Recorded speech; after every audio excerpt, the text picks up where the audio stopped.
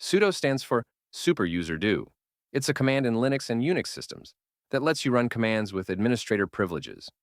Your computer has two types of users: regular users with limited permissions and administrators who can change anything. Most of the time, you work as a regular user for safety. But sometimes, you need to install software, modify system files, or change settings. That's where sudo comes in.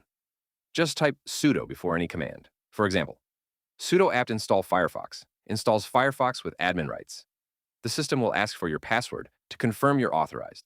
This prevents accidental damage and keeps malicious programs from taking over your system. Think of sudo like a master key. You don't walk around with it all day. You only use it when you specifically need to unlock something important.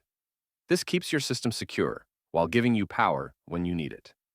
Remember, with great power comes great responsibility. Use sudo carefully and always know what command you're running. That's sudo in 60 seconds.